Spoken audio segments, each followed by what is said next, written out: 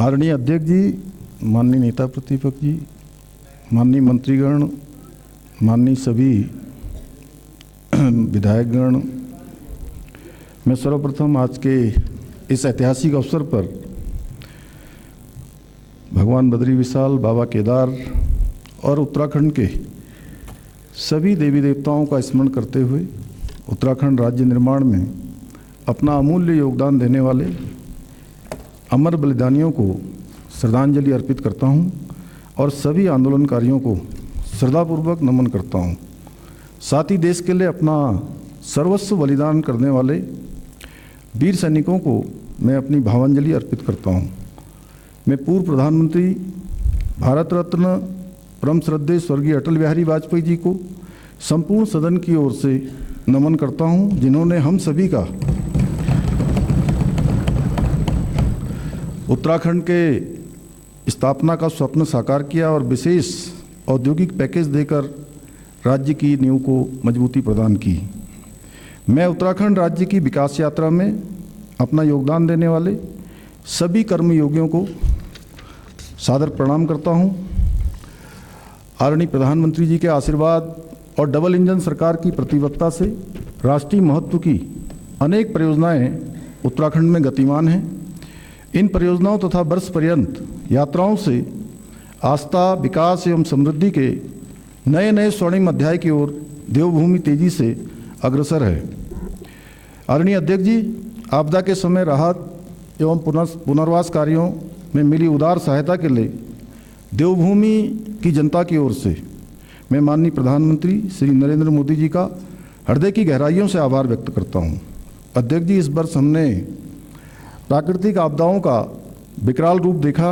उत्तरकाशी में सिलाईबैंड, स्याना चट्टी, नकंची, बड़कोट, मोरी, ओडाटा, धराली, पौड़ी गढ़वाल में सेंजी, बुरासी, बाकुंडा, चमोली में थराली, रुद्रप्रयाग में छेनागाड़ व जखोली, बागेश्वर में ग्राम पौसारी, कपकोट, देहरादून में कालीगाड़, सहसधारा सहित अनेक स्थानों पर हमें प्राकृतिक आपदा का सामना करना पड़ा। प्राकृतिक आपदाओं में असमय मृत्यु को प्राप्त हुए दिवंगत आत्माओं को मैं श्रद्धांजलि अर्पित करता हूं।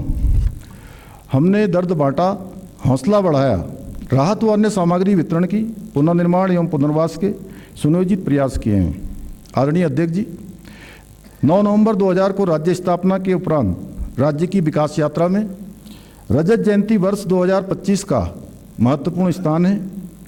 रजत जयंती समारोह के अवसर पर माननीय राष्ट्रपति जी के संबोधन के साथ विधानसभा का विशेष सत्र आहूत किया गया, जिसमें राज्य की प्रगति एवं विकास के रोड मैप के संबंध में विशेष चर्चा हुई।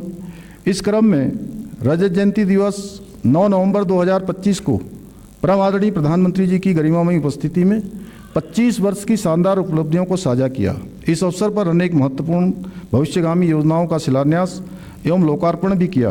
प्राकृतिक आपदाओं और आर्थिक चुनौतियों के बीच भी पिछले 25 वर्षों में हमने मातृशक्ति, युवा शक्ति, कर्मठ अन्नदाता एवं उद्यमों की सक्रिय सहभागिता से विकास, सुशासन और जनकल्याण के मानक स्थापित किए।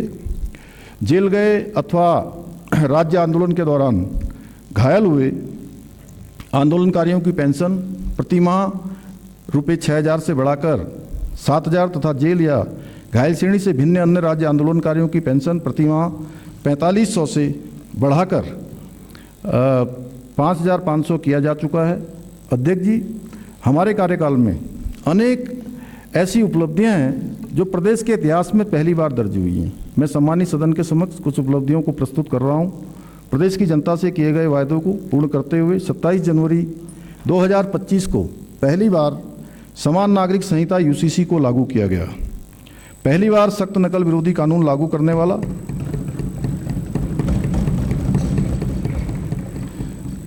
उत्तराखंड पहला राज्य बना। पहली बार अल्पशिक्षक शिक्षा अधिनियम 2025 प्रख्यापित किया है। इसी क्रम में दिनांक 1 जुलाई 2026 से उत्तराखंड मदरसा बोर्ड समाप्त हुआ। पहली बार शीतकालीन यात्रा द्वारा वर्ष पर्यंत पर्यटन के विस्तार को नया आयाम दिया गया। पहली बार अवैध निर्माणों को चिन्हित करते हुए सरकारी ज़मीनों को अतिक्रमण से मुक्त कराने की कार्रवाई बड़े पैमाने पर हो रही है। पहली बार व्यापक पैमाने पर पौराणिक मंदिरों का सौंदर्यीकरण और विकास हो रहा है। पहली बार स्पिरिचुअल इकोनॉमिक जोन के विकास के लिए सुनियोजित प्रयास किए जा रहे हैं। पहली बार हाई एल्टीट्यूड अल्ट्रा मैराथन आयोजित की गई। पहली बार उत्तराखंड सकल पर्यावरणीय उत्पाद सूचकांक लॉन्च जीएपी करने वाला देश का पहला राज्य बना। पहली बार नीति आयोग द्वारा जारी सतत विकास लक्ष्य इंडेक्स में सर्वाधिक अंक प्राप्त करने वाला उत्तराखंड ने देश में शीर्ष स्थान हासिल किया। प्राथमिक 23 डीरेगुलेशन क्षेत्रों के क्रियान्वयन में राज्य ने 5वीं रैंक प्राप्त की, जिससे उत्तराखंड बेस्ट परफॉर्मिंग स्टेट में उभर कर सामने आया। Logistic ease of across different state leaders 2024 में राज्य को टॉप अचीवर श्रेणी में मान्यता मिली, जो प्रदेश में लॉजिस्टिक नेटवर्क एवं कनेक्टिविटी को सुदृढ़ करने के लिए लागू सुधारों को सकारात्मक परिणाम है। नीति आयोग के एक्सपोर्ट प्रिपेरेडनेस इंडेक्स EPI 2024 में छोटे राज्यों की श्रेणी में उत्तराखंड प्रथम रैंक पर रहा, जो निर्यात संवर्धन प्रयासों की सफलता तथा वैश्विक प्रतिस्पर्धा में वृद्धि को दर्शाता है। उत्तराखंड नागरिक उड्डयन विकास प्राधिकरण यूकाडा को मिनिस्ट्री ऑफ सिविल एविएशन द्वारा एविएशन इकोसिस्टम को प्रोत्साहित करने हेतु सर्वश्रेष्ठ राज्य का पुरस्कार प्रदान किया गया। बेस्ट विज्ञान और नवाचार केंद्र तथा ऑडिटोरियम और संस्कृति केंद्र की स्थापना सुदृढ़ीकरण में लगभग सैचुरेशन की स्थिति को प्राप्त कर लिया गया है। आदरणीय प्रधानमंत्री श्री नरेंद्र मोदी जी के मार्गदर्शन में इस दशक को उत्तराखंड का दशक बनाने के लिए हमारी सरकार द्वारा अनेक संकल्प पूरे किए जा चुके हैं। हम संकल्प से सिद्धि की ओर निरंतर अग्रसर हैं। उत्तराखंड को एक समृद्ध एवं सुरक्षित राज्य के रूप में स्थापित करना हमारा विकल्प रहित संकल्प है। अध्यक्ष जी, हम इस संकल्प के जनादेश मानते हुए होलिस्टिक अप्रोच के साथ काम कर रहे हैं। हम समग्र विकास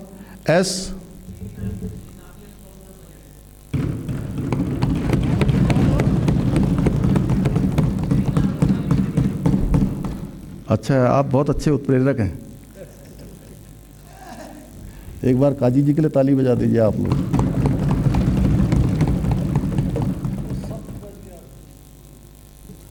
अध्यक्ष जी, हम इस संकल्प को जनादेश मानते हुए होलिस्टिक अप्रोच के साथ काम कर रहे हैं।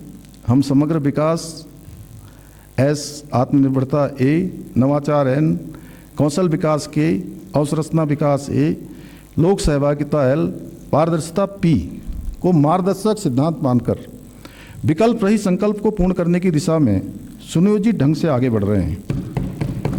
माननीय अध्यक्ष जी, यह बजट हमारी सरकार की दृष्टि और रणनीति की निरंतरता को दर्शाता है। हमने पिछले बजट भाषणों में गरीब युवा और योजनाओं को समुचित बजट प्रावधान किए, इस तथ्य का विशेष ध्यान रखा गया कि बजट संतुलित हो। आदरणीय अध्यक्ष जी, इस बजट का मुख्य उद्देश्य नई सोच और नवाचार के साथ लोक सहभागिता को प्रोत्साहित कर न्यायपूर्ण व्यवस्था स्थापित करते हुए गांव व शहर को उन्नत बनाकर और तीव्र विकास द्वारा आत्मनिर्भर उत्तराखंड की अवधारणा को चरितार्थ करते हुए आर्थिक शक्ति के रूप में स्थापित होना, समावेशी विकास सुनिश्चित करना। अध्यक्ष जी, इसी सोच के साथ इस बजट को आगामी अंशों में अंग्रेजी भाषा के 8 अल्फ़ाबेट्स SANTULAN संतुलन यादि समावेशी आत्मनिर्भर नई सोच तीव्र विकास उन्नत गांव एवं शहर लोक सहभागिता आर्थिक शक्ति और न्यायपूर्ण व्यवस्था से समझाने का विनम्र प्रयास किया है। समावेशी विकास हमारा अडिग संकल्प है, ऐसा विकास जिसमें सबके लिए अवसर और सम्मान हो। इसी क्रम में संतुलन के आयुष्मान भारत और अटल आयुष्मान उत्तराखंड योजना के तहत निःशुल्क कैशलेस इलाज की सुविधा दी जा रही है, जिससे कोई गरीब सिर्फ पैसे के अभाव में इलाज से वंचित न रहे। जब कोई व्यक्ति यह कहता है कि इलाज तो लाखों का था लेकिन योजना की वजह से परिवार बच गया, तब हमें अपने निर्णयों की वास्तविक सफलता दिखाई देती है। इस बजट में अटल आयुष्मान उत्तराखंड योजना हेतु रुपये 600 करोड़ रुपए का बजट प्रावधान किया गया है। अध्यक्ष जी, इसी क्रम में सम्मानित सदन के सामने समावेशी विकास के घोतक गरीब कल्याण को समर्पित कुछ बजट प्रावधानों का उल्लेख किया जा रहा है। राज्य खाद्यान्न योजना के अंतर्गत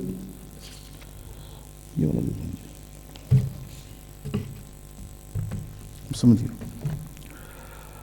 राज्य खाद्यान्न योजना के अंतर्गत रुपये 25 करोड़ प्रधानमंत्री आवास योजना हेतु समग्र रूप से लगभग 298 करोड़ 45 लाख प्रधानमंत्री आवास योजना हेतु समग्र रूप से लगभग 56 करोड़ रुपए EWS आवास हेतु अनुदानों के अंतर्गत 25 करोड़ रुपए परिवहन निगम की बसों में निर्धारित श्रेणी के यात्रियों हेतु निःशुल्क यात्रा की सुविधा हेतु 42 करोड़ रुपए का बजट प्रावधान किया गया है। महिला समानता को प्रोत्साहित करने एवं जेंडर संवेदनशील प्लानिंग के लिए जेंडर बजटिंग महत्वपूर्ण है। वित्तीय वर्ष 2025-26 में जेंडर बजट में रुपये 16,961 करोड़ 32 लाख का प्रावधान किया गया था। इस वर्ष जेंडर बजटिंग में 19,692 करोड़ 2 लाख का बजट प्रावधान किया जा रहा है। सक्षम आंगनबाड़ी एंड पोषण 2.0 योजना के अंतर्गत 6 माह से 2 वर्ष के लगभग 7,33,000 लाभार्थियों को अनुपूरक पोषाहार आंगनबाड़ी केंद्रों के माध्यम से उपलब्ध कराया जा रहा है। वित्तीय वर्ष 2026-27 में इस योजना हेतु समग्र रूप से लगभग रुपये 598 करोड़ 33 लाख का बजट प्रावधान किया जा रहा है। महिलाओं एवं बच्चों के पोषण में स्तर में अधिक सुधार करने तथा पोषण संबंधी जागरूकता जन जन तक पहुंचाने हेतु प्रधानमंत्री पोषण मिशन हेतु समग्र रूप से लगभग रुपये 149 करोड़ 45 लाख का बजट प्रावधान किया जा रहा है। राज्य में प्रसूता के लिए ईजा बोई सगुन योजना हेतु समग्र रूप से लगभग रुपये 14 करोड़ 13 लाख का बजट प्रावधान किया जा रहा है। मुख्यमंत्री महालक्ष्मी किट योजना हेतु रुपये 30 करोड़, मुख्यमंत्री बाल पोषण योजना हेतु रुपये 25 करोड़, मुख्यमंत्री आंचल अमृत योजना हेतु 15 करोड़, मुख्यमंत्री वात्सल्य योजना हेतु 15 करोड़, मुख्यमंत्री महिला पोषण योजना हेतु लगभग 13 करोड़ 44 लाख, मुख्यमंत्री बाल एवं महिला बहुमुखी विकास निधि हेतु रुपये 8 करोड़ और निराश्रित विधवाओं की पुत्रियों के विवाह हेतु अनुदान के लिए रुपये 5 करोड़ का बजट प्रावधान किया गया है। अध्यक्ष जी, समावेशी विकास के दृष्टिकोण से चिकित्सा एवं स्वास्थ्य पर किया गया निवेश भी महत्वपूर्ण है। इस दृष्टि से चिकित्सा एवं स्वास्थ्य अवसंरचना का विकास किया जा रहा है। इस क्रम में बागेश्वर में जिला चिकित्सालय, देहरादून में उप चिकित्सालय, डोईवाला उप चिकित्सालय, प्रेमनगर सामुदायिक स्वास्थ्य केंद्र बालावाला, उत्तरकाशी में उप जिला चिकित्सालय भटवाड़ी, हरिद्वार में उप जिला चिकित्सालय भगवानपुर, अल्मोड़ा में उप जिला चिकित्सालय चौखुटिया, पौड़ी गढ़वाल में सामुदायिक स्वास्थ्य केंद्र दुगड्डा, टेहड़ी गढ़वाल में सामुदायिक स्वास्थ्य केंद्र पिलखी तथा नैनीताल में मल्टी स्पेशलिटी सुपर स्पेशलिटी अस्पताल भवाली सहित अनेक योजनाओं पर कार्रवाई गतिमान है। आगामी वित्तीय वर्ष हेतु चिकित्सा स्वास्थ्य एवं परिवार कल्याण ग्रांट के अंतर्गत समग्र रूप से राजस्व मद में लगभग रुपये 4,252 करोड़ 50 लाख तथा पूंजीगत मद में लगभग रुपये 195 करोड़ 46 लाख का बजट प्रावधान किया गया है। अध्यक्ष जी, समावेशी विकास को सुनिश्चित करने के लिए अनुसूचित जातियों के कल्याण ग्रांट के अंतर्गत लगभग रुपये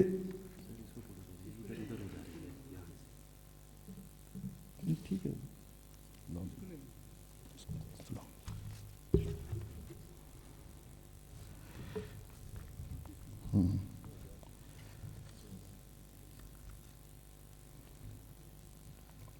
अध्यक्ष जी, समावेशी विकास को सुनिश्चित करने के लिए अनुसूचित जातियों के कल्याण ग्रांट के अंतर्गत लगभग रुपये 2,468 करोड़ 89 लाख का बजट का प्रावधान किया जा रहा है। अनुसूचित जनजातियों के कल्याण ग्रांट के अंतर्गत समग्र रूप से लगभग रुपये 746 करोड़ 75 लाख का बजट का प्रावधान किया जा रहा है। अल्पसंख्यक कल्याण विभाग के अंतर्गत पूंजीगत मद में रुपये 98 करोड़ का बजट प्रावधान किया जा रहा है। अध्यक्ष जी, संतुलन के दूसरे अल्फाबेट ए अर्थात आत्मनिर्भर उत्तराखंड बनाने के संदर्भ में कृषि, उद्योग और पर्यटन इन क्षेत्रों की क्षमता को एक साथ आगे बढ़ाते हुए हम ऐसा परिवेश निर्मित कर रहे हैं जिसमें उत्पादकता बढ़े, निवेश आकर्षित हो और सम्मानजनक आजीविका के अवसर मिले। आत्मनिर्भर प्रदेश के निर्माण के लिए कृषि, उद्यम और पर्यटन प्रत्येक सेक्टर को अपनी भूमिका मजबूती से निभानी होगी। हमारे अन्नदाता हमारी शक्ति हैं। हम गंभीरतापूर्वक प्रयास कर रहे हैं कि अन्नदाता किसान को आवश्यक सहयोग, आधुनिक तकनीकी, बेहतर समाज, मजबूत अवसंरचना मिले, उद्योग व्यापार को एक ऐसा अनुकूल वातावरण मिले जहां उत्पादन और रोजगार दोनों बढ़ें, और पर्यटन के क्षेत्र में हमारी प्राकृतिक, सांस्कृतिक तथा धार्मिक धरोहर नई ऊर्जा के साथ विश्व पटल पर उभरें। अध्यक्ष जी, आत्मनिर्भरता की इस यात्रा में कृषि, उद्योग और पर्यटन हमारे 3 ग्रोथ ड्राइवर्स हैं। ये विकास इंजन मिलकर प्रदेश की अर्थव्यवस्था को गति देंगे, रोजगार के अवसर बढ़ाएंगे, हर नागरिक के जीवन में समृद्धि तथा आत्मविश्वास को नई शक्ति भरेंगे। हम कृषि और बागवानी से संबंधित विभिन्न नीतियों जैसे डेयरी विकास, एप्पल मिशन तथा scheme for upgradation of post harvest Apple logistics, सुफल, उच्च मूल्य वाली फसलों को प्रोत्साहन, फल सब्जी प्रसंस्करण, पुष्प औषधि पौधों के उत्पादन तथा जैविक खेती आदि के माध्यम से प्रति इकाई आय बढ़ाने का कार्य कर रहे हैं। स्थानीय उत्पादों को सीधे बाजार से जोड़ा जा रहा है ताकि उनकी उपज का उचित मूल्य सुनिश्चित हो सके। मिलेट मिशन के माध्यम से पोषण सुरक्षा और किसानों की आय दोनों में सुधार सुनिश्चित किया जा रहा है। अध्यक्ष जी, आत्मनिर्भर उत्तराखंड की विकास यात्रा के इस क्रम में हाउस ऑफ हिमालयाज का उल्लेख करना चाहूँगा। Vocal for local, local to global की सोच पर आधारित यह पहल विशेष रूप से महिलाओं और स्वयं सहायता समूह की आय बढ़ाने, पलायन रोकने, पहाड़ में ही सम्मानजनक रोजगार एवं उद्यमिता के अवसर बनाने के उद्देश्य से डिजाइन की गई है। आज हाउस ऑफ हिमालयाज देवभूमि के स्थानीय उत्पादों को एक एकीकृत ब्रांड के रूप में सामने लाकर ग्रामीण अर्थव्यवस्था को नई ताकत देने का काम कर रही है। उत्तराखंड महक क्रांति नीति 2026 से 36 का शुभारंभ किया गया है। इस बजट में महक क्रांति हेतु रुपये 10 करोड़ का बजट प्रावधान किया जा रहा है। अध्यक्ष जी, मैं सम्मानित सदन के सामने कृषि एवं संबंधित गतिविधियों के संबंध में किए जा रहे कुछ बजट प्रावधानों का उल्लेख कर रहा हूँ। समग्र रूप से पूंजीगत मद में पशुपालन विभाग के अंतर्गत रुपये 47 करोड़, मत्स्य विभाग के अंतर्गत रुपये 30 करोड़, 13 लाख, औद्योगिक विकास के अंतर्गत रुपये 74 करोड़ का बजट प्रावधान किया जा रहा है। फसलों की सुरक्षा के लिए घेरबाड़ हेतु रुपये 20 करोड़ का बजट प्रावधान किया जा रहा है।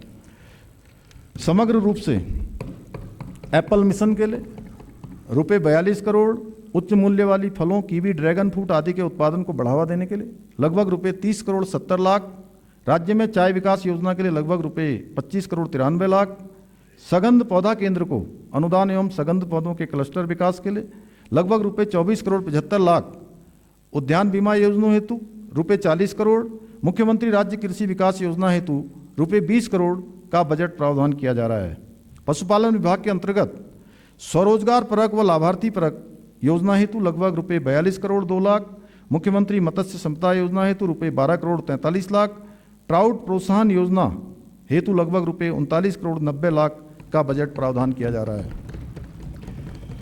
अध्यक्ष जी, आत्मनिर्भरता के लिए कृषि के साथ साथ उद्योग भी महत्वपूर्ण है। राज्य में सीमित भूमि उपलब्धता को ध्यान में रखते हुए हरिद्वार, देहरादून, सेलाकुई और उधम सिंह नगर, काशीपुर, किच्छा तथा पंतनगर में फ्लेटेड फैक्ट्री का निर्माण किया जा रहा है, जिनके माध्यम से लगभग 43,000 वर्ग मीटर प्लग एंड प्ले औद्योगिक क्षेत्र उपलब्ध होगा।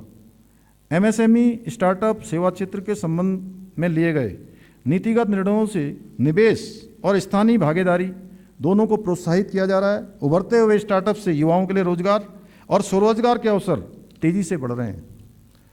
अध्यक्ष जी, मैं सम्मानित सदन के सामने उद्योग से संबंधित योजनाओं में किए गए बजट प्रावधानों का उल्लेख कर रहा हूँ।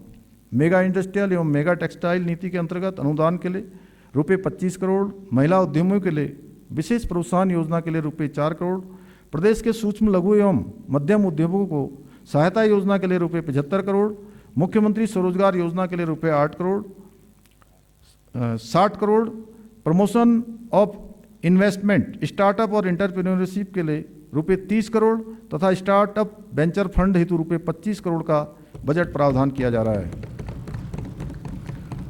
अध्यक्ष जी, आत्मनिर्भर उत्तराखंड के लिए कृषि और उद्योग पर संक्षिप्त चर्चा के उपरांत अब मैं पर्यटन सेक्टर की ओर आपका ध्यान आकर्षित कर रहा हूं। देवभूमि उत्तराखंड में आस्था, साहसिक पर्यटन, प्राकृतिक सौंदर्य का अद्वितीय संगम है। इसलिए हमारी सरकार ने पर्यटन को विशेष प्राथमिकता दी है। उत्तराखंड नैसर्गिक रूप में पर्यटक प्रदेश है। देवों की धरा, हिमालय का द्वार, माथे पे तिलक, सुंदर अपार। अध्यक्ष जी, आगामी वित्तीय वर्ष में मानसखंड मंदिरमाला मिशन के अंतर्गत द्वितीय चरण में 14 मंदिरों के सुदृढ़ीकरण तथा केदारखंड माला मिशन के अंतर्गत केदारखंड के महत्वपूर्ण मंदिर केदारनाथ, मद महेश्वर, तुंगनाथ, रुद्रनाथ, कल्पेश्वर इत्यादि मंदिरों में अवस्थापना सुविधाओं का विकास किया जाना प्रस्तावित है।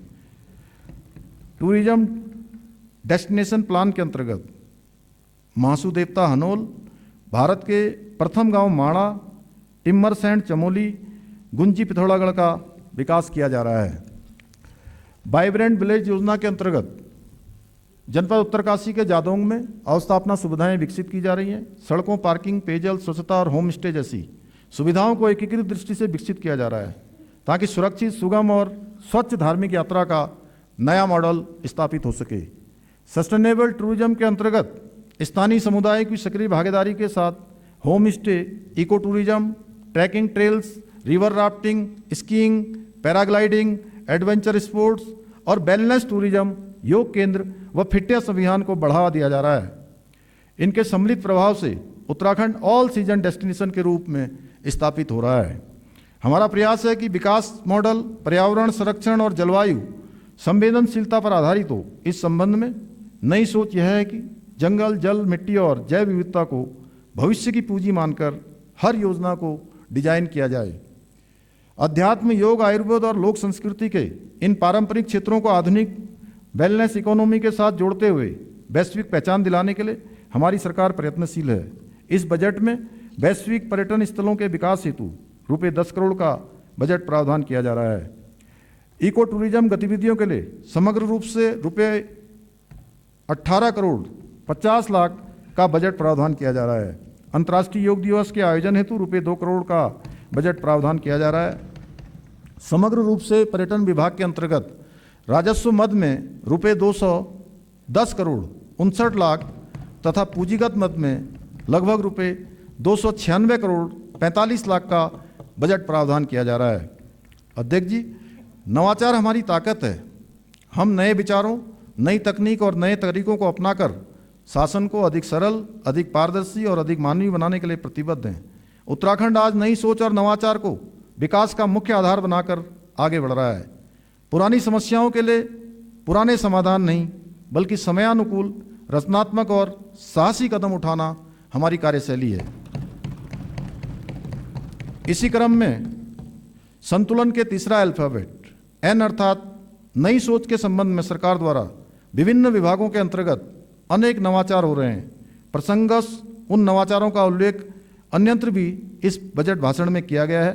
मैं नई सोच और नई तकनीकी के प्रतीक स्वरूप किए जा रहे कुछ प्रयासों की ओर सम्मानित सदन का ध्यान आकृष्ट कर रहा हूँ। सरकारी कामकाज में पारदर्शिता और गति के लिए ऑफिस जैसा नवाचार आज प्रदेश के 865 कार्यालयों में लागू हो चुका है। पहले अधिकांश सेवाएं ऑफलाइन मिलती थी, जबकि अब अपनी सरकार पोर्टल के माध्यम से 78 विभागों की 975 नागरिक केंद्रित सेवाएं विकसित एवं एकीकृत हैं। स्थायी निवास, जातीय आय और रोजगार पंजीकरण से जुड़े लगभग 1.17 करोड़ से अधिक प्रमाण पत्र जारी हो चुके हैं। अध्यक्ष जी, नई सोच का एक सशक्त उदाहरण यह है कि हम युवाओं के लिए अनेक अवसर उपलब्ध करा रहे हैं। युवा शक्ति के सर्वांगीण विकास हेतु शिक्षण, प्रशिक्षण, स्पोर्ट्स एवं कौशल विकास आदि के लिए आवश्यक प्रावधान किए गए हैं। देव कृपा से पास हमारे घने जंगल, निर्मल जल, इसके साथ हमारी शक्ति, हमारे युवाओं का आत्मबल। इसी क्रम में देवभूमि उद्यमिता योजना उत्तराखंड का उल्लेख कर रहा हूँ। इस योजना से कॉलेज कैंपस को ही नवाचार और स्टार्टअप की प्रयोगशाला बनाया गया है। हमारा उद्देश्य है कि हर विद्यार्थी सिर्फ नौकरी प्रार्थी नहीं, बल्कि नौकरीदाता और नव प्रवर्तक बनकर उभरे। इस योजना के अंतर्गत 300 से ज़्यादा छात्रों ने अपना क्वालिटी स्टार्टअप शुरू किया है। 20 स्टूडेंट स्टार्टअप को सीड फंड सहयोग दिया गया है। 1240 विद्यार्थियों ने अपने उद्यमों का औपचारिक पंजीकरण किया है। विद्यार्थियों को ब्रांडिंग और मार्केटिंग सहायता प्रदान की जा रही है। कई विद्यार्थियों ने पेटेंट हेतु भी आवेदन किया है। देवभूमि उद्यमिता केवल योजना नहीं, बल्कि युवाओं को नई सोच, जोखिम लेने का साहस तथा तकनीकी से जोड़ने वाला व्यापक आंदोलन है। अध्यक्ष जी, तकनीकी शिक्षा विभाग के अंतर्गत इमर्जिंग टेक्नोलॉजी प्रयोगशालाओं की स्थापना की गई है। देहरादून, रानी पोखरी, नरेंद्र नगर, श्रीनगर, द्वाराहाट, नैनीताल, काशीपुर एवं लोहाघाट के पॉलिटेक्निक कॉलेजों में अध्ययनरत लगभग 5000 छात्र आधुनिक प्रशिक्षण से लाभान्वित हो रहे हैं। नई सोच के इस क्रम को बढ़ाते हुए तकनीकी शिक्षा विभाग के संकाय सदस्यों एवं छात्र छात्राओं को IIT दिल्ली जैसे प्रतिष्ठित संस्थानों में एक्सपोजर विजिट की अभिनव पहल हमने की है। छात्रों की एम्प्लॉयबिलिटी हमारे लिए अत्यंत महत्वपूर्ण है। इस क्रम में कौशल विकास पर विशेष ध्यान दिया जा रहा है। एक अभिनव पहल के रूप में इस बजट में मुख्यमंत्री हब एवं स्पोक मॉडल प्रस्तावित किया जा रहा है, जिसमें पॉलिटेक्निक, ITI, उच्च शिक्षण संस्थान एवं माध्यमिक शिक्षा के संस्थानों को एकीकृत किया जाएगा। राज्य के स्वयं के राजस्व में वृद्धि के लिए प्रवर्तन कार्रवाई के अतिरिक्त प्रौद्योगिकी की सहायता भी ली जा रही है। खनन और भू संसाधन क्षेत्र में mining digital transformation and surveillance system के माध्यम से ड्रोन, CCTV, डिजिटल गेट और रियल टाइम डेटा मॉनिटरिंग जैसी आधुनिक तकनीकों का उपयोग कर अवैध खनन पर नियंत्रण और राजस्व में वृद्धि सुनिश्चित की जा रही है। खनन सर्विलांस योजना के अंतर्गत लगभग रुपये 24 करोड़ 50 लाख का बजट प्रावधान किया जा रहा है। प्रौद्योगिकी के क्षेत्र में लैब ऑन व्हील्स जैसी व्यवस्था से पहल से दूरस्थ और पर्वतीय क्षेत्रों के बच्चों तक विज्ञान प्रयोगशालाएं सीधे पहुंच रही हैं। आज प्रत्येक जनपद में लैब ऑन व्हील्स है। इस योजना के अधिक विस्तार के लिए आगामी बजट में रुपये 4 करोड़ का बजट प्रावधान किया जा रहा है। अध्यक्ष जी, हमने उच्च शिक्षा विभाग में अध्ययनरत छात्रों के एक्सपोजर विजिट के लिए भारत दर्शन योजना की अभिनव पहल शुरू की है। इस क्रम को आगे बढ़ाते हुए आगामी बजट में हम उत्तराखंड दर्शन के लिए भी एक नई योजना ला रहे हैं। हमने दून विश्वविद्यालय में हिंदू अध्ययन केंद्र के लिए पद सृजित करने का निर्णय लिया है। राज्य में खेल संस्कृति को बढ़ावा देने और खिलाड़ियों के प्रोत्साहन पर विशेष ध्यान केंद्रित करते हुए नई खेल नीति लागू की गई है। मुख्यमंत्री उदयमान खिलाड़ी उन्नयन योजना के अंतर्गत 8 वर्ष से 14 वर्ष की आयु वर्ग में प्रति जनपद चयनित 300 छात्र छात्राओं को 1500 प्रति माह की छात्रवृत्ति प्रदान की जा रही है। मुख्यमंत्री प्रोत्साहन योजना के अंतर्गत 14 वर्ष से 23 वर्ष की आयु वर्ग के चयनित प्रति जनपद 200 खिलाड़ियों और इसी प्रकार कुल 2600 छात्र छात्राओं को 2000 रुपये प्रति माह की दर से छात्रवृत्ति का भुगतान किया जाता है। उद्यमिता, कौशल एवं नवाचार योजना के अंतर्गत लगभग रुपये 7 crore 11 lakh Doon library and research centre को अनुदान हेतु रुपये 7 करोड़ 60 लाख, राजकीय महाविद्यालयों में ग्रंथालय की स्थापना हेतु रुपये 7 करोड़, शोध एवं विकास कार्य योजना हेतु रुपये 1 करोड़, विद्यालय शिक्षा विभाग के अंतर्गत छात्रवृत्ति हेतु रुपये 15 करोड़, उच्च शिक्षा विभाग के अंतर्गत छात्रवृत्ति हेतु 15 करोड़ तथा खेल विभाग के अंतर्गत छात्रवृत्ति हेतु रुपये 13 करोड़ 50 लाख का बजट प्रावधान किया जा रहा है। अध्यक्ष जी, समग्र रूप से पूंजीगत मद में माध्यमिक शिक्षा विभाग के अंतर्गत रुपये 542 करोड़ 84 लाख, उच्च शिक्षा विभाग के अंतर्गत रुपये 146 करोड़ 30 लाख, तकनीकी शिक्षा विभाग के अंतर्गत लगभग रुपये 98 करोड़ 50 लाख, खेल विभाग के अंतर्गत लगभग रुपये 69 करोड़ 94 लाख, कला एवं संस्कृति विभाग के अंतर्गत लगभग रुपये 9 करोड़ 90 लाख का बजट प्रावधान किया जा रहा है। सूचना एवं प्रौद्योगिकी विभाग के अंतर्गत समग्र रूप से पूंजीगत मद में रुपये 86 करोड़ का बजट प्रावधान किया जा रहा है। संस्कृत पाठशालाओं का अनुदान हेतु रुपये 28 करोड़ का बजट प्रावधान किया जा रहा है। अध्यक्ष जी, नई सोच के प्रतीक कुछ अन्य योजनाओं का यहाँ उल्लेख किया जा रहा है। शहरी क्षेत्र में पैदल मार्ग अवसंरचना के अंतर्गत रुपये 10 करोड़, नगर निकायों को स्मार्ट सिटी के रूप में विकसित करने हेतु रुपये 30 करोड़, राज्य डाटा सेंटर सुदृढ़ीकरण के लिए समग्र रूप से रुपये 65 करोड़, विज्ञान धाम के अंतर्गत लगभग रुपये 6 करोड़ 95 लाख, इमर्जिंग टेक्नोलॉजी एवं AI COE के क्रियान्वयन हेतु लगभग रुपये 10 करोड़ 50 लाख, साइबर सिक्योरिटी के क्रियान्वयन हेतु रुपये 15 करोड़, पैक्स के कंप्यूटरीकरण हेतु लगभग रुपये 5 करोड़ 67 लाख, जनपदों में केंद्रीकृत रिकॉर्ड रूम के अंतर्गत रुपये 10 करोड़, सूचना प्रौद्योगिकी अवसंरचना के अंतर्गत लगभग रुपये 47 crore 50 lakh, uniform civil code के अंतर्गत रुपये 5 करोड़, संशोधित IPC CRPC एवं साक्ष्य अधिनियम हेतु प्रशिक्षण के अंतर्गत रुपये 5 करोड़, विधि विज्ञान प्रयोगशालाओं के अंतर्गत रुपये 6 करोड़ 71 लाख, संघ लोक सेवा आयोग एवं उत्तराखंड राज्य लोक सेवा आयोग की मुख्य परीक्षाओं की कोचिंग हेतु मेधावी छात्र एवं छात्राओं को विशेष आर्थिक सहायता के अंतर्गत रुपये 1 करोड़ 50 लाख का बजट प्रावधान किया जा रहा है। अध्यक्ष जी, ऐसे अनेक और प्रावधान इस बजट में हैं। ये प्रावधान एक अवसरयुक्त परिवेश के घोतक हैं। प्रसिद्ध कवि श्री शिवमंगल सिंह सुमन जी की पंक्तियों के साथ युवाओं को इन नए अवसरों का लाभ लेने का आह्वान कर रहा हूँ।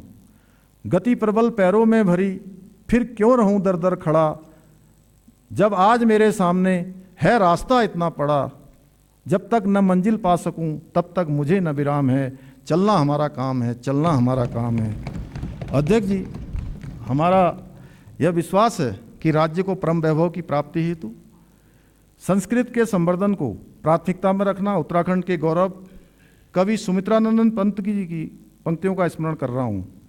प्रखर बुद्धि से भले सभ्यता हो नवनिर्मित, संस्कृति के निर्माण के लिए हृदय चाहिए। हमारा मानना है विकसित उत्तराखंड अपनी पहचान, अपनी भाषा, लोक कला, संस्कृति और अध्यात्म की नवाचारी प्रस्तुति से भी बनाएं। लोक संस्कृति, लोक संगीत, लोक नृत्य और लोक कथाएं हमारी विशिष्टता है। इन परंपराओं को सिर्फ मंच पर नहीं बल्कि डिजिटल माध्यमों एवं नवाचारी कार्यक्रमों वाली पहलों के जरिए अगली पीढ़ी से जोड़ने के लिए हमारी सरकार प्रयत्नशील है। इस हेतु रिकॉर्डिंग, डॉक्यूमेंटेशन और डिजिटल आर्काइव जैसे नवाचारी माध्यमों के प्रयोग की कार्रवाई गतिमान है। अध्यक्ष जी, सम्मानित सदन को अवगत कराना है कि इस बजट में संस्कृति विभाग के अंतर्गत पांडुलिपियों के डिजिटलीकरण के लिए बजट प्रावधान किया गया है। इस नवाचारी सोच के क्रम में आज प्रत्येक जनपद में एक संस्कृत ग्राम की स्थापना हो चुकी है। इस बजट में संस्कृत ग्राम के संचालन हेतु रुपये 1 करोड़ का बजट प्रावधान किया जा रहा है। भाषा विभाग उत्तराखंड की लोक भाषाओं, बोलियों जैसे गढ़वाली, कुमाऊनी, जौनसारी एवं अन्य लुप्त प्राय बोलियों को संरक्षित करने, राष्ट्रीय अंतर्राष्ट्रीय स्तर पर प्रचार प्रसार, बहुविषयी बनाने के साथ साथ विज्ञान और शिक्षा के साथ जोड़ने के उद्देश्य से भारत सरकार की योजना भाषणी एवं आर्टिफिशियल इंटेलिजेंस जैसी तकनीक नवाचार की कार्य योजना पर विषय विशेषज्ञों एवं भाषाविदों के साथ कार्रवाई कर रहा है। अध्यक्ष जी, मानव वन्य जीव संघर्ष प्रदेशवासियों के लिए एक चुनौती के रूप में उभर रहा है। इस संबंध में प्रभावितों को राहत पहुंचाने के दृष्टिगत हमने मानव वन्य जीव संघर्ष में मृत्यु होने पर मृतक परिवार को दी जाने वाली धनराशि को 6 लाख रुपए से बढ़ाकर 10 लाख रुपए किया है। एक अभिनव पहल के अंतर्गत हमने कैंपा निधि के अंतर्गत पौड़ी गढ़वाल, टिहरी, उत्तरकाशी, चमोली, देहरादून, उधम सिंह नगर एवं बागेश्वर में प्रति ट्रांजिट सेंटर 2 करोड़ के संभावित व्यय के आधार पर 14 करोड़ की धनराशि का प्रावधान कर रहे हैं। इसके अतिरिक्त एनिमल रेस्क्यू सेंटर के संचालन हेतु 5 करोड़ की धनराशि भी कैंपा निधि के अंतर्गत प्रावधानित की गई है। वन विभाग के अंतर्गत समग्र रूप से पूंजीगत मद में रुपये 131 करोड़ 68 लाख का बजट प्रावधान किया जा रहा है। अध्यक्ष जी, अब मैं संतुलन के चौथे अल्फाबेट यानी टी अर्थात तीव्र विकास के लिए सरकार द्वारा किए जा रहे प्रयासों की ओर आपका ध्यान आकृष्ट करना चाहता हूं। हमारी सरकार ने अवस्थापना विकास को प्राथमिकता दी है। हमारा यह विश्वास है कि किसी भी राज्य के विकास की रीढ़ उसकी अवसंरचना होती है। तीव्र विकास के लिए हमारा ये संकल्प है कि प्रदेश की सड़क, ऊर्जा तथा आधुनिक अवसंरचना को नई गति और नई दिशा दी जाए। अध्यक्ष जी, हमने पूंजीगत व्यय में वृद्धि कर अवसंरचना में निवेश बढ़ाया है, जो आने वाले वर्षों में सतत विकास की नींव को और मजबूत करेगा। इसी का परिणाम है कि वर्ष 2019-20 में यह आंकड़ा लगभग 5,000 करोड़ था, जो पिछले 2 वित्तीय वर्षों में लगभग 11,000 करोड़ हो गया। इस वर्ष भी हम पूर्व वर्षों की तुलना में अधिक पूंजीगत व्यय करने की दिशा में आगे बढ़ रहे हैं। जहां सड़क पहुंचती है वहां अवसर पहुंचते हैं, वहां भविष्य पहुंचता है। पहाड़ों में सुरंगों, पुलों और आधुनिक ढांचे के साथ साथ आज हमारा राज्य दूर दराज के इलाकों को विकास की मुख्यधारा से जोड़ रहा है। डबल इंजन सरकार के दम पर हम आने वाले वर्षों में उत्तराखंड के दूरस्थ क्षेत्रों तक रेल पहुंचाने और लास्ट माइल कनेक्टिविटी सुनिश्चित करने के लिए आशान्वित हैं। अध्यक्ष जी, हमारी सरकार के कार्यकाल में लोक निर्माण विभाग के तत्वावधान में अनेक महत्वपूर्ण योजनाएं पूर्ण की हैं। यहाँ कुछ योजनाओं का मैं उल्लेख कर रहा हूँ। कोटद्वार के अंतर्गत चिल्लरखाल सिगड्डी कोटद्वार पाखरो मोटर मार्ग 1 से 12 किलोमीटर का सुदृढ़ीकरण पूर्ण किया गया है। इस योजना के पूर्ण होने से सिगड्डी से किशनपुर, झंडीचौड़, हल्दूखाता, मोटा ढांग, दुर्गापुरी, नींबू चौड़ एवं कोटद्वार की लगभग 80,000 की आबादी को सुरक्षित एवं सुगम यातायात की सुविधा प्राप्त हो रही है। मोटा ढांग के निकट मालूनी नदी पर 325 मीटर सेतु और खो नदी पर सुरक्षात्मक कार्य भी संपन्न हो चुके हैं। सेतु के पुनर्निर्माण और सुरक्षात्मक कार्य पूर्ण होने से स्थानीय निवासियों तथा सिद्धबल्ली मंदिर को आने जाने वाले श्रद्धालुओं को सुरक्षित यातायात का लाभ प्राप्त हो रहा है। चमोली में जुम्मा से द्रोणागिरी तक 16 किलोमीटर मार्ग और सेतु का निर्माण पूर्ण किया गया है। पोखरी कर्णप्रयाग मार्ग का सुधारीकरण पूरा किया गया है, जो चारधाम यात्रा का वैकल्पिक मार्ग है। मार्ग एवं सेतु निर्माण कार्य पूरा होने से दूरस्थ पर्वतीय एवं सीमांत जनजातीय क्षेत्र को सुगम आवागमन की सुविधा प्राप्त हुई है। भवाली बाईपास पार्ट 1 में सिप्रा नदी पर 30 मीटर लंबे सेतु का निर्माण कार्य पूरा हो चुका है, जो कैंची धाम में लगने वाले जाम से मुक्ति दिलाएगा। मंच तामली मार्ग, धूनाघाट रीठा तलाड़ी मार्ग के सुधारीकरण कार्य पूर्ण हो चुके हैं। रानीबाग भीमताल पंचेश्वर मार्ग का सुधारीकरण कार्य पूर्ण हुआ। सितारगंज में शक्ति फार्म, पड़ा गांव और नकुलिया मार्गों का सुधारीकरण पूर्ण कर लिया गया है। लोक निर्माण विभाग के तत्वावधान में अनेक महत्वपूर्ण परियोजनाएं गतिमान हैं। इस क्रम में ऋषिकेश में लक्ष्मण झूला के पास 132.30 मीटर लंबे बजरंग सेतु, अल्मोड़ा में NH 109 से नए कलेक्ट्रेट और मेडिकल कॉलेज तक मार्ग का चौड़ीकरण, बाजपुर में जैतपुर धनोरी मार्ग का सुधारीकरण और उधम सिंह नगर में नगला किच्छा मार्ग को 4 लेन में बदलने का कार्य, गदरपुर दिनेशपुर हल्द्वानी मार्ग का निर्माण, चमोली में नंदप्रयाग नंदानगर मार्ग और थराली देवाल बाढ़ मार्ग का सुधारीकरण कार्य उल्लेखनीय है। बेताल घाट नैनीताल में दूनी खाल से राती घाट मार्ग पर कटान का कार्य पूर्ण हो चुका है। दीवारों कलमट का कार्य प्रगति पर है। पौड़ी गढ़वाल के यमकेश्वर में गंगा नदी पर 150 मीटर लंबे सिंगटाली सेतु का बहुप्रतीक्षित पुल के निर्माण की प्रक्रिया भी गतिमान है। हमारी सरकार द्वारा न केवल सड़कों के नवनिर्माण हेतु अपितु विद्यमान सड़कों को गड्ढा मुक्त किए जाने और सुरक्षित बनाए जाने को शीर्ष प्राथमिकता दी गई है। इस क्रम में गड्ढा मुक्त सड़क एवं अन्य कार्य योजना के अंतर्गत रुपये 400 करोड़ का बजट प्रावधान किया जा रहा है। नंदा देवी राज्यात यात्रा के लिए 25 करोड़ का बजट प्रावधान किया जा रहा है। लोक निर्माण विभाग के अंतर्गत समग्र रूप से पूंजीगत मद में लगभग रुपये 2,501 करोड़ 91 लाख का बजट प्रावधान किया जा रहा है। गांव की कनेक्टिविटी के लिए PMGSY योजना अत्यंत महत्वपूर्ण है। PMGSY योजना के अंतर्गत पूंजीगत मद में रुपये 1,050 करोड़ का बजट प्रावधान किया जा रहा है। भौगोलिक परिस्थितियों के कारण हमने एयर कनेक्टिविटी को प्राथमिकता दी है। Uttarakhand civil aviation development authority के तत्वावधान में हवाई मार्ग यातायात आवागमन को सुगम बनाने के लिए हम सतत प्रयत्नशील हैं। इस क्रम में सहसधारा, श्रीनगर, गौचर, चिन्यालीसौड़, हल्द्वानी, अल्मोड़ा, पिथौरागढ़ तथा मुंशियारी में हेलीपोर्ट का संचालन एवं विकास किया गया है। इसके अतिरिक्त त्रिगुणी नारायण मंदिर, मसूरी, रामनगर, बागेश्वर एवं हरिद्वार में हेलीपोर्ट निर्माण किए जाने की कार्रवाई गतिमान है। पंतनगर एयरपोर्ट को अंतर्राष्ट्रीय हवाई अड्डे के रूप में विकसित किए जाने के क्रम में 524 एकड़ भूमि एयरपोर्ट अथॉरिटी ऑफ इंडिया को हस्तांतरित की जा चुकी है। पिथौरागढ़ हवाई अड्डे के सुदृढ़ीकरण का कार्य किया गया है। यह अनुकूल उपयोग में ले जाने हेतु एयरपोर्ट अथॉरिटी ऑफ इंडिया को हस्तांतरित कर दिया गया है। गौचर एवं चिन्यालीसौड़ हवाई पट्टियों को भारतीय वायुसेना को हस्तांतरित किए जाने हेतु माननीय मंत्रिमंडल द्वारा सहमति दे दी गई है। केदारनाथ शटल सेवा को सुदृढ़ एवं सुरक्षित बनाए जाने के अतिरिक्त गौचर बद्रीनाथ शटल सेवा को भी आगामी चारधाम यात्रा में आरंभ किए जाने की कार्रवाई गतिमान है। संचालित फिक्स्ड विंग रूटों के अंतर्गत देहरादून, पंतनगर और पिथौरागढ़ से हवाई कनेक्टिविटी के विस्तार पर कार्य किया जा रहा है। नागरिक उड्डयन विभाग के अंतर्गत समग्र रूप से पूंजीगत मद में लगभग रुपये 52 करोड़ 50 लाख का बजट प्रावधान किया जा रहा है। अध्यक्ष जी, हमारी सरकार ने निवेशकों के लिए अनुकूल वातावरण बनाया है ताकि उद्योग लगें और युवाओं के लिए नए रोजगार के अवसर पैदा हों। सरल नियम, सिंगल विंडो क्लियरेंस और पारदर्शी नीति के जरिए हमने उद्यमियों का विश्वास बढ़ाया है। अध्यक्ष जी, उत्तराखंड ने हरित ऊर्जा के क्षेत्र में अग्रणी कदम उठाए हैं। सौर ऊर्जा, जल विद्युत ऊर्जा का उत्पादन बढ़ाने के लिए गंभीरता से कार्य किया जा रहा है। हिमालयी पारिस्थितिकी को सुरक्षित रखते हुए विकास करना हमारी प्राथमिकता है। यूजेवीएनएल के तत्वाधान में विगत 4 वर्षों में अनेक महत्वपूर्ण परियोजनाएं पूर्ण की गई हैं। यहाँ कुछ योजनाओं का मैं उल्लेख कर रहा हूँ।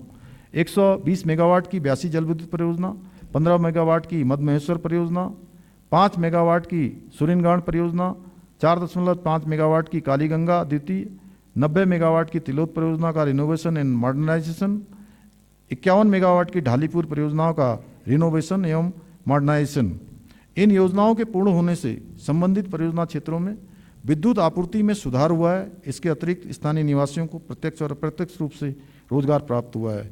जल विद्युत उत्पादन के क्षेत्र में SJVN द्वारा 60 मेगावाट की नेटवर्क मोरी, THDC इंडिया लिमिटेड द्वारा 750 मेगावाट की टेहरी पंप स्टोरेज प्लांट भी इसी अवधि में पूरी हुई है। इन योजनाओं के पूर्ण होने से स्थानीय निवासियों को प्रत्यक्ष और अप्रत्यक्ष रूप से रोजगार प्राप्त हुआ है तथा SJVN द्वारा विकसित 60 मेगावाट परियोजना के सापेक्ष 12% निःशुल्क विद्युत राज्य को प्राप्त हो रही है। अध्यक्ष जी, उरेडा के तत्वाधान में स्वरोजगार और उद्यमिता विकास के दृष्टिगत 250 मेगावाट के लक्ष्य के साथ मुख्यमंत्री सौर स्वरोजगार योजना चलाई गई है। इससे लगभग 3500 से अधिक लोगों को प्रत्यक्ष एवं अप्रत्यक्ष रूप से रोजगार प्राप्त हो रहा है तथा स्थानीय सामाजिक आर्थिक परिदृश्य में सुधार हो रहा है। अब तक कुल 137 मेगावाट क्षमता की 746 परियोजनाएं स्थापित की जा चुकी हैं। मार्च 2020 की स्थिति के अनुसार राज्य में 327 मेगावाट और सौर ऊर्जा की स्थापना की गई थी, जो कि वर्तमान में कुल 1027 मेगावाट हो गई है। विगत वर्षों में 700 मेगावाट से अधिक क्षमता के सौर ऊर्जा की स्थापना की जा चुकी है। पिटकुल के तत्वाधान में विगत 4 वर्षों में पूर्ण की गई लाइनों के विवरण का भी मैं यहाँ उल्लेख कर रहा हूँ।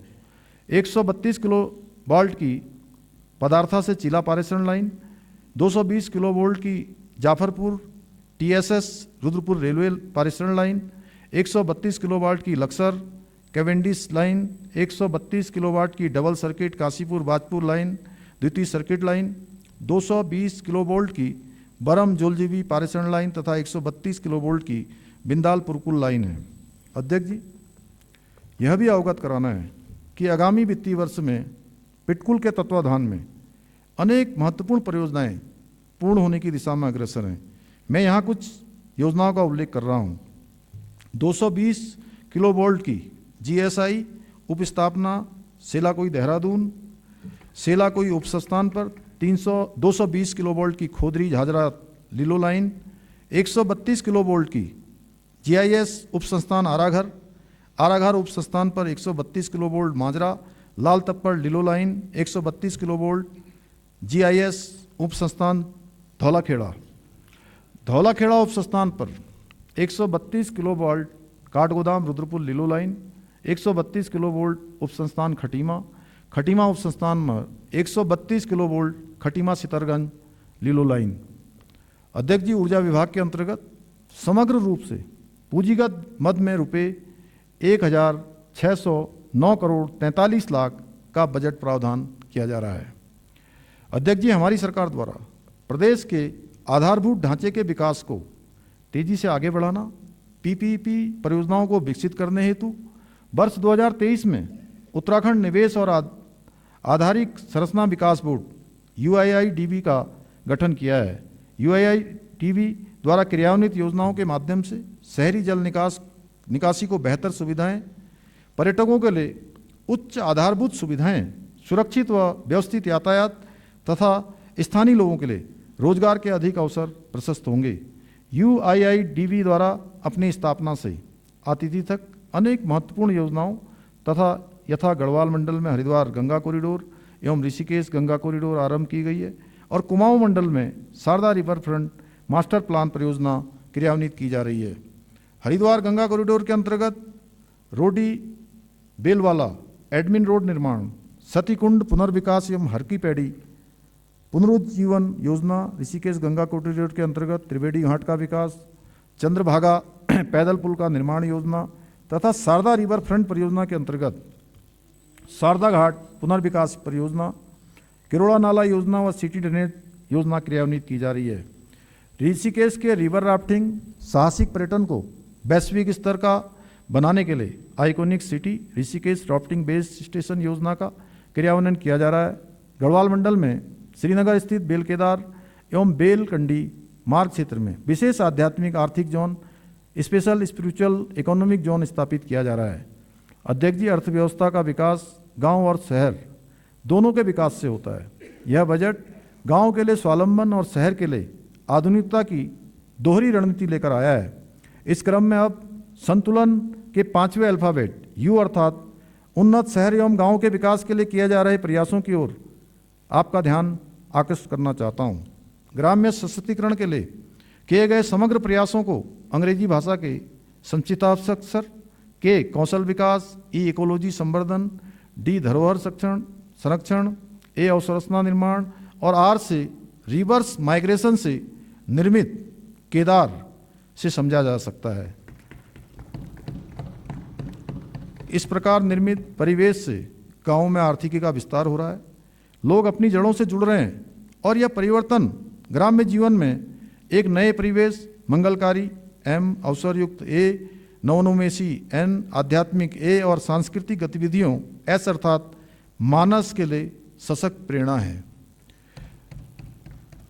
हमारा विश्वास है गांव मजबूत, उत्तराखंड मजबूत। ग्राम स्तरीय अवसंरचना व पंचायतों को सशक्त बनाने के दृष्टिकोण से विभिन्न विभागों यथा ग्राम विकास, पंचायती राज विभाग, महिला सशक्तिकरण एवं बाल विकास विभाग, स्वास्थ्य विभाग, प्राइमरी शिक्षा विभाग आदि के अंतर्गत संचालित योजनाएं तथा अवसंरचनाएं उल्लेखनीय हैं। कनेक्टेड विलेज, कनेक्टेड मार्केट की अवधारणा के तहत राज्य के दूरस्थ और सीमांत गांवों में सड़क, बिजली, पानी, स्वास्थ्य, शिक्षा एवं डिजिटल भुगतान आदि सुविधाओं को प्राथमिकता दी जा रही है ताकि पलायन पर रोक लगे और गांव में भी सम्मानजनक जीवन के अवसर उपलब्ध हों। ग्रामीण आजीविका मिशन, आजीविका सहकारी समितियां, दुग्ध सहकारी संघ, इन सबको एक मजबूत श्रृंखला के तहत जोड़ा जा रहा है। उद्यान, दुग्ध, पशुपालन, डेयरी, मधुपक्षी पालन, मत्स्य पालन, रेशम विकास आदि के सुव्यवस्थित विस्तार के साथ हमारे गांव अब रोजगार सृजन के केंद्र बन रहे हैं।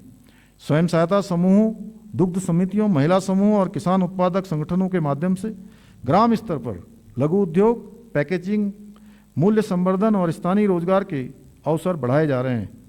वाइब्रेंट विलेज प्रोग्राम के अंतर्गत 51 सीमांत गांवों का सर्वांगीण विकास किया जा रहा है। इस बजट में वाइब्रेंट विलेज प्रोग्राम हेतु रुपये 40 करोड़ का प्रावधान किया जा रहा है। विकसित भारत रोजगार गारंटी एवं आजीविका मिशन ग्रामीण के तहत पारदर्शी और समयबद्ध भुगतान, परिसंपत्तियों के निर्माण और आजीविका से जुड़े कार्यों के माध्यम से स्थायी आय वृद्धि पर विशेष ध्यान दिया गया है। यहाँ अधिकार दया पर नहीं, गारंटी और सम्मान के साथ दिया जा रहा है।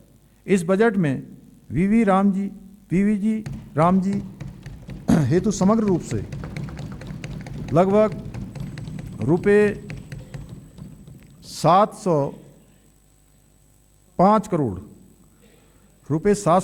करोड़ रुपए 25 लाख का बजट प्रावधान किया जा रहा है। अध्यक्ष जी, जल, जंगल और जमीन केवल संसाधन नहीं अपितु उत्तराखंड की जीवन रेखा है। इस बजट में हमने पेयजल, सिंचाई, स्रोत संरक्षण, भूल जल पुनर्भरण, वाटर सेट के विकास के संकल्प के साथ योजनाओं के लिए पर्याप्त प्रावधान किया है। ग्रामीण विकास के अंतर्गत समग्र रूप से पूंजीगत मद में रुपये 1642 करोड़ 20 लाख का बजट प्रावधान किया जा रहा है।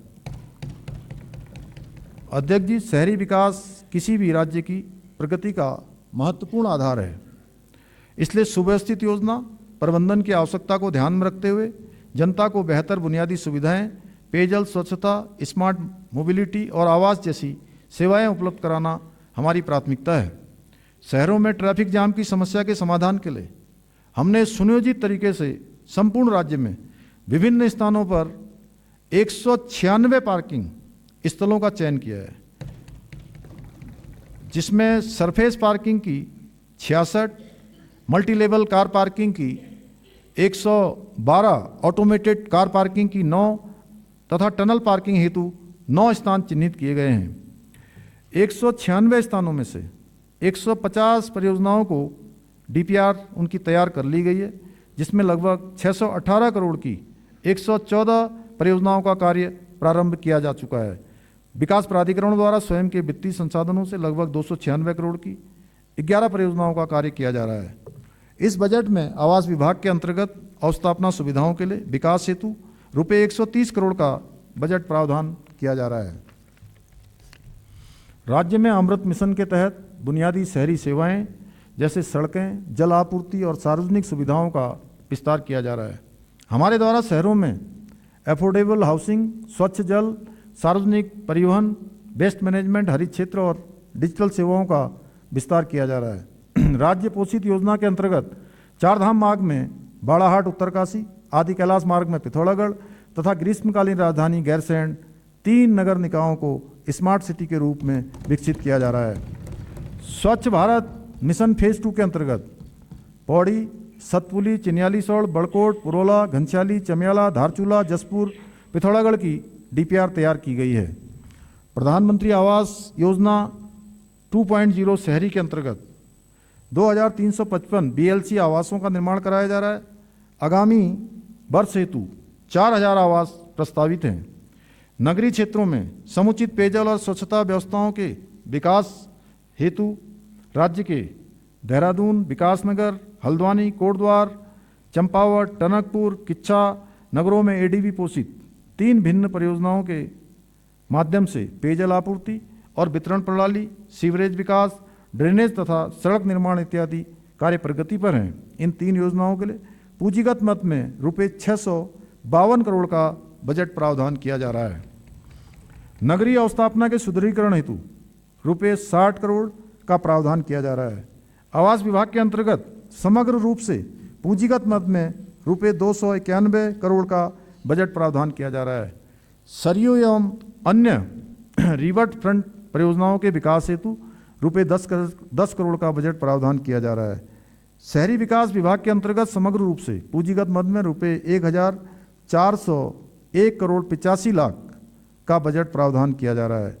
अध्यक्ष जी, 16वें केंद्रीय वित्त आयोग एवं राज्य वित्त आयोग की संस्तुतियों के क्रम में हम इस बजट में शहरी निकाय हेतु समग्र रूप से रुपये 1014 करोड़ एवं पंचायती राज संस्थाओं हेतु रुपये 1491 करोड़ का बजट प्रावधान कर रहे हैं।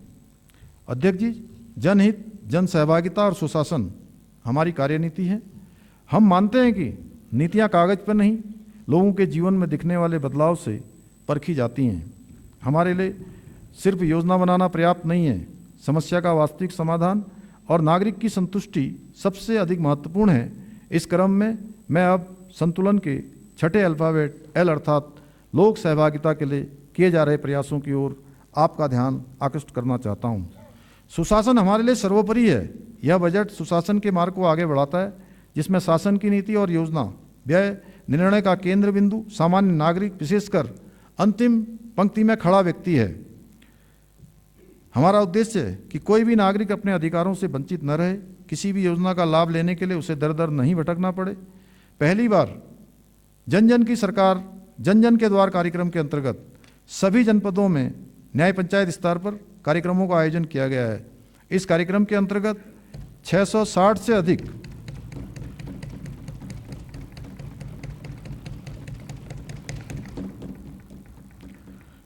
इस कार्यक्रम के अंतर्गत 660 से अधिक शिविरों का आयोजन किया गया, जिनमें 5,33,000 से अधिक नागरिकों ने सहभागिता की तथा 33,000 से अधिक जन शिकायतों का मौके पर ही निस्तारण किया गया। अभियान के माध्यम से दूरस्थ क्षेत्रों सहित प्रदेश भर के नागरिकों को घर के पास ही सरकारी योजनाओं और सेवाओं का लाभ प्राप्त हुआ। सरकार का दायित्व केवल नीतियां बनाना नहीं, बल्कि अंतिम पंक्ति में खड़े व्यक्ति तक उसका लाभ पहुंचाना है। जन जन की सरकार जन जन के द्वार, इसी सोच का परिणाम है। अध्यक्ष जी, बजट एक माध्यम है जनता की आकांक्षाओं को साकार करने का, इसलिए हमने बजट में जन सहभागिता को और सुदृढ़ किया है। हम बजट निर्माण में न केवल जनता के सुझाव आमंत्रित करते हैं, अपितु स्वयं जनता के बीच में जाते हैं। इसी क्रम में हमने कुमाऊं मंडल में, बनबसा तथा गढ़वाल मंडल में, पौड़ी में बजट पूर्व संवाद कार्यक्रम आयोजित किए गए। लोक सहभागिता बढ़ाने के लिए हमने विभिन्न विभागों के अंतर्गत टेक्नोलॉजी को बढ़ावा दिया है। इसी क्रम में राजस्व विभाग द्वारा 6 पोर्टल 10 जनवरी 2026 को लॉन्च किए गए हैं।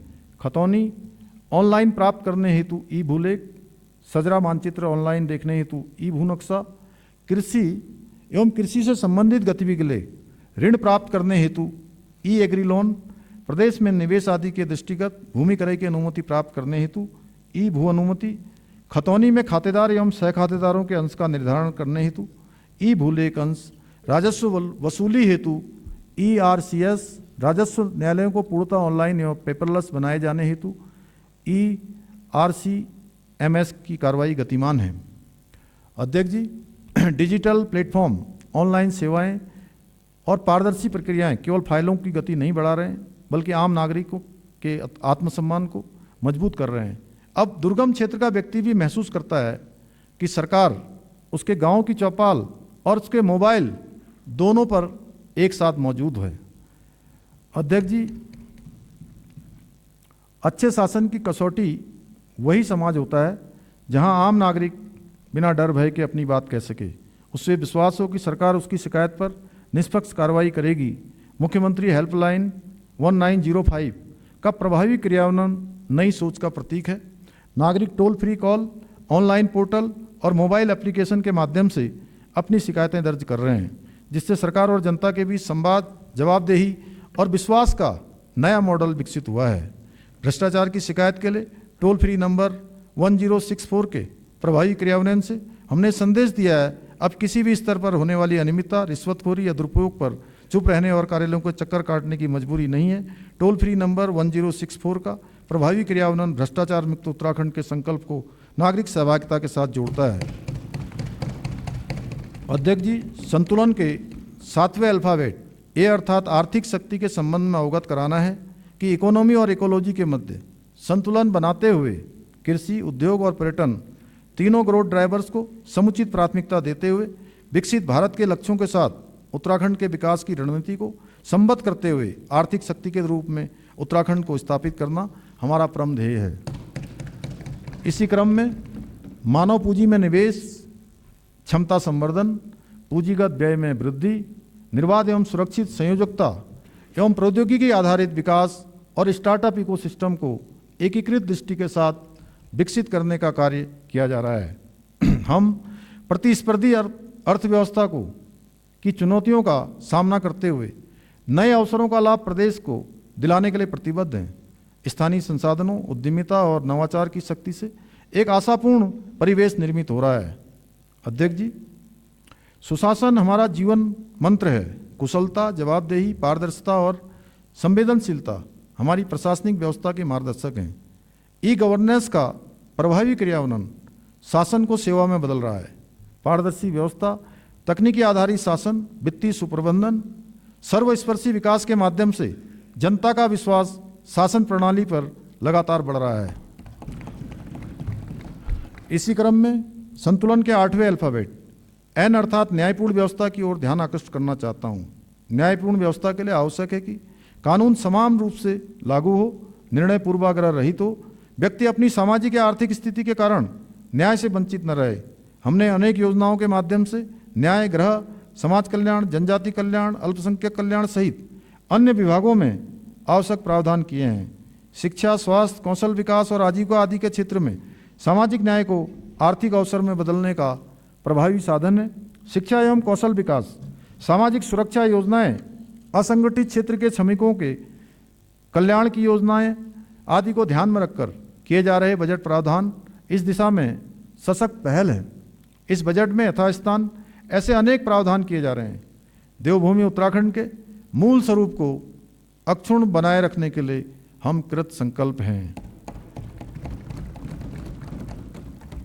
अतिक्रमण मुक्त उत्तराखंड के लिए नदियों, नालों, तालाबों, सरकारी और वन भूमि पर अतिक्रमण हटाने के लिए राजस्व, वन, सिंचाई और शहरी विकास विभागों की संयुक्त कार्य योजना लागू है।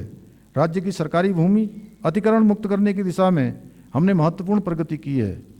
देवभूमि परिवार योजना के अंतर्गत राज्य का एक एकीकृत, व्यापक एवं गतिशील परिवार आधारित डाटाबेस का निर्माण किया जा रहा है। आगामी वित्तीय वर्ष में इस योजना को लागू किया जाएगा। इस बजट में देवभूमि परिवार योजना के अंतर्गत लगभग रुपये 10 करोड़ 17 लाख का बजट प्रावधान किया जा रहा है। हमारा ध्येय है उत्तराखंड ऐसा राज्य बने जहां हर नागरिक सिर ऊंचा रखकर जी सके, ज्ञान, अवसर तथा न्याय सबके लिए मुक्त और सहज हो, जहां मानवीय संवेदनाओं का दिया अखंड जलता हो और हृदय वसुधैव कुटुंबकम भाव से धड़कता हो।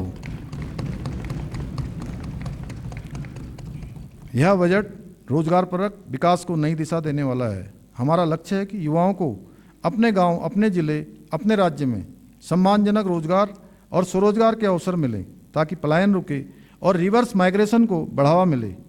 रोजगार आधारित विकास के लिए हमारा संकल्प है कि सिर्फ रोजगार नहीं बल्कि रोजगार के अवसरों की श्रृंखला तैयार करनी है। इस बजट में कौशल विकास, उद्योग, एमएसएमई, पर्यटन, कृषि आधारित इकाइयाँ और सेवा क्षेत्र को इस तरह प्रोत्साहित किया गया है कि नए उद्यम सर्जित हों, पुराने उद्यमों को नई रफ्तार मिले और युवाओं के लिए स्थायी रोजगार के व्यापक अवसर उपलब्ध हों। राज्य की विशिष्ट परिस्थितियों को देखते हुए उत्तराखंड कौशल विकास मिशन, मुख्यमंत्री रोजगार मिशन 2.0, वीर चंद्र सिंह गढ़वाली पर्वतीय पर्यटन रोजगार योजना, एमएसएमई और स्टार्टअप नीतियाँ आदि कार्यक्रमों को इस बजट में सुदृढ़ किया जा रहा है। अध्यक्ष जी, विभिन्न स्वरोजगार योजनाओं के माध्यम से हमने उद्यमिता विकास के अनुरूप परिवेश का निर्माण किया है।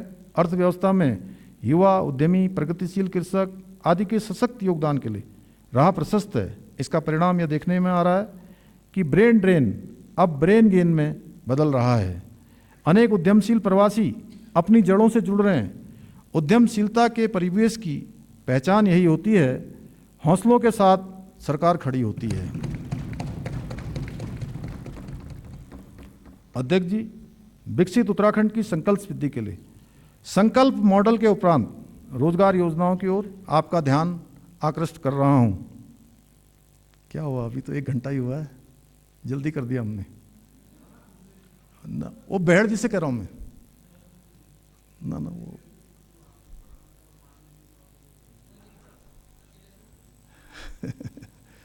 चलिए, आप इधर की चिंता मत करिए, उधर ही की करिए अभी। अध्यक्ष जी, विकसित उत्तराखंड की संकल्प सिद्धि के लिए मॉडल के उपरांत रोजगार योजनाओं की ओर आपका ध्यान आकृष्ट कर रहा हूं। रोजगार सृजन एवं उद्यमिता विकास के दृष्टिगत मुख्यमंत्री युवा भविष्य निर्माण योजना 10 करोड़, मुख्यमंत्री जनजाति रोजगार उत्कर्ष योजना एवं मुख्यमंत्री स्वावलंबी बंदी कौशल विकास योजना प्रस्तावित कर रहे हैं। नई मांग के माध्यम से आईटीआई उन्नयन हेतु पीएम सेतु के अंतर्गत समग्र रूप से 20 करोड़ एवं सेंटर ऑफ एक्सीलेंस एवं क्षमता विकास के अंतर्गत रुपये 80 करोड़ का बजट प्रावधान किया जा रहा है।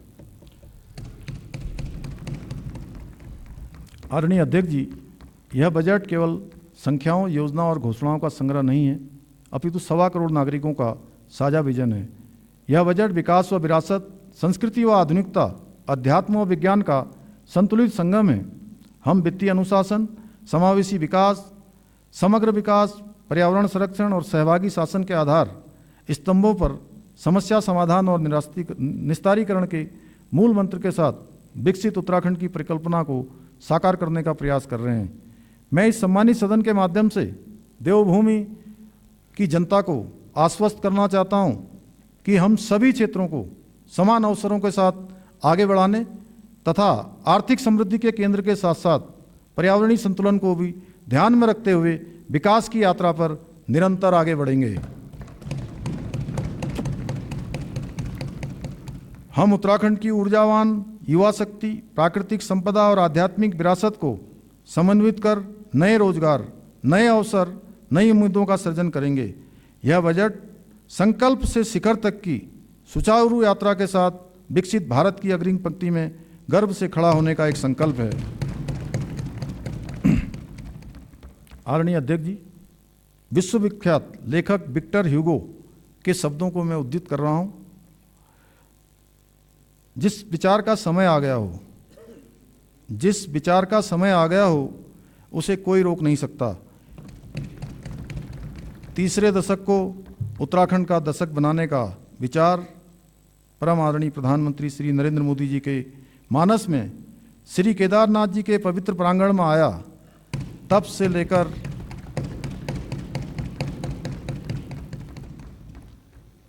लेकर आज तक हम अनेक सामाजिक आर्थिक संकेतकों में तीव्र प्रगति की ओर अग्रसर हैं।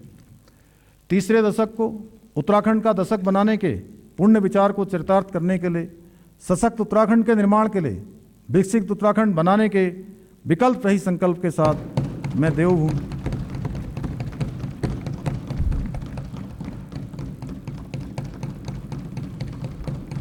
बजा लो और जोर से बजा लो एक बार पहले, अब खत्म होने वाला है।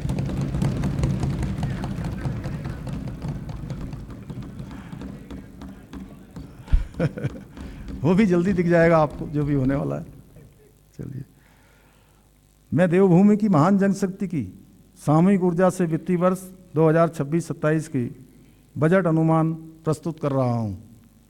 वित्तीय वर्ष 2026-27 में कुल प्राप्तियां लगभग रुपये 1,10,143 करोड़ 13 लाख हैं, अनुमानित हैं, जिसमें से रुपये 67,525 करोड़ 77 लाख राजस्व प्राप्तियां तथा रुपये 42,617 करोड़ 35 लाख पूंजीगत प्राप्तियां हैं। वित्तीय वर्ष 2026-27 में राजस्व प्राप्तियों में कर राजस्व रुपये 43,327 करोड़ 43 लाख है, जिसमें केंद्रीय करों में राज्यांश रुपये 17,414 करोड़ 57 लाख सम्मिलित हैं। राज्य के स्वयं के स्रोतों से कुल अनुमानित राजस्व प्राप्ति रुपये 31,620 करोड़ 3 लाख में कर राजस्व रुपये 25,912 करोड़ 46 लाख तथा करेतर राजस्व रुपये 5,707 करोड़ 17 लाख अनुमानित हैं। व्यय वर्ष 2026-27 में ऋणों के प्रतिदान अर्थोपाय अग्रिम सहित पर रुपये 28,160 करोड़ 63 लाख, ब्याज की अदायगी के रूप में रुपये 7,929 करोड़ 40 लाख, राज्य कर्मचारियों के वेतन भत्तों आदि पर लगभग रुपये 19,174 करोड़ 97 लाख, सहायता प्राप्त शिक्षण व अन्य संस्थाओं व कर्मचारियों के वेतन भत्तों के रूप में लगभग रुपये 1,479 करोड़ 9 लाख, पेंशन एवं अन्य सेवानिवृत्ति की लाभों के रूप में रुपये 11,137 करोड़ व्यय अनुमानित है। वर्ष 2026-27 में कुल व्यय रुपये 1,11,703 करोड़ 21 लाख अनुमानित है। कुल अनुमानित व्यय में से रुपये 64,989 करोड़ 44 लाख राजस्व लेखे का व्यय है तथा रुपये 46,713 करोड़ 77 लाख पूंजी लेखे का व्यय है। समेकित निधि वर्ष 2026-27 के बजट में कोई राजस्व घाटा अनुमानित नहीं है, अपितु रुपये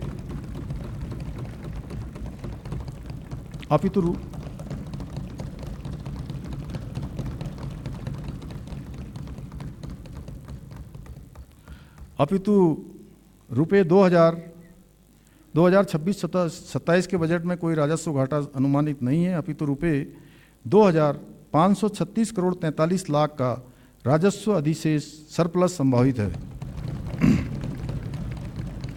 रुपये 12,579 करोड़ 70 लाख का राजकोषीय घाटा होने का अनुमान है, जो कि सकल राज्य घरेलू उत्पाद का 2.94% है।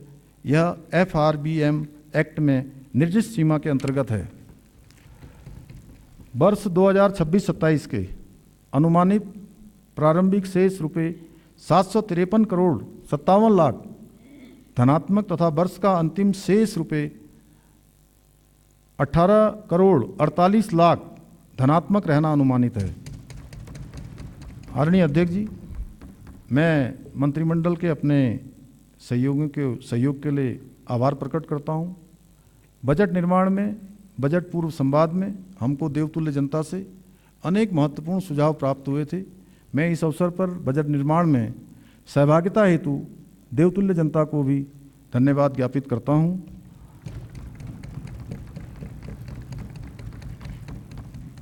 वित्त विभाग के अधिकारियों एवं कर्मचारियों ने बजट तैयार करने में जो सहायता मुझे दी है उसके लिए मैं उनका हार्दिक आभार प्रकट करता हूं। मैं उत्तराखंड महालेखाकार का आभारी हूं। मैं राजकीय मुद्रालय रुड़की तथा NIC के अधिकारियों एवं कर्मचारियों को सहयोग के लिए धन्यवाद देना चाहता हूं। विरासत है, धरोहर है, विरासत है, धरोहर है, नवाचार की पैमाइश है, विकसित उत्तराखंड बनाने के लिए बजट में आजमाइश है।